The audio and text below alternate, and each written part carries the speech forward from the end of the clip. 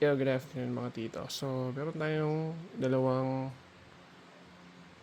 uh, scent dito na perfume. Rayhan Aquatica at saka Daja Intense. So, bigyan ko kayo ng update. So, etong dalawang to, tropical vibes to.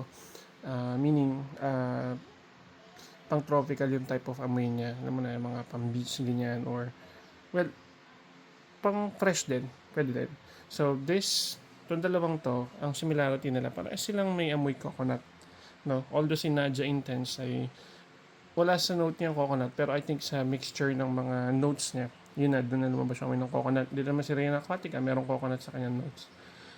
Ang napansin ko lang, si Naja Intense, medyo malakas yung uh, coconut scent niya na parang hindi gusto ng iba. Kasi natry ko na to parehas eh.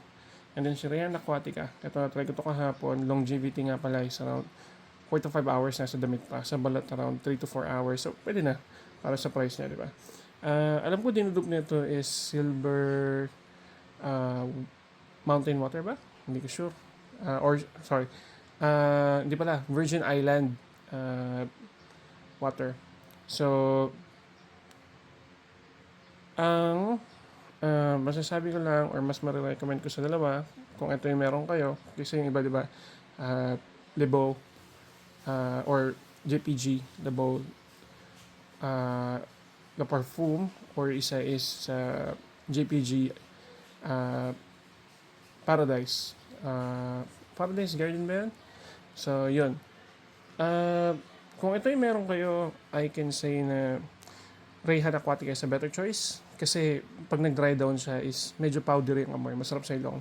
Hindi siya sobrang overpowering na coconut na parang ganito. Alam niyo parang alam niyo yung amoy ng pinangmamasahe pagka may pilay ka. So parang ganun yung amoy niya. This one, sa simula medyo malakas yung coconut pero pag nag-dry down sobrang solid. Yun lang masabi ko. Sobrang powdery, may mga notes siya na ma-appreciate niya, medyo matamis pero hindi siya matamis na nakakainis sa init. So this one is really good.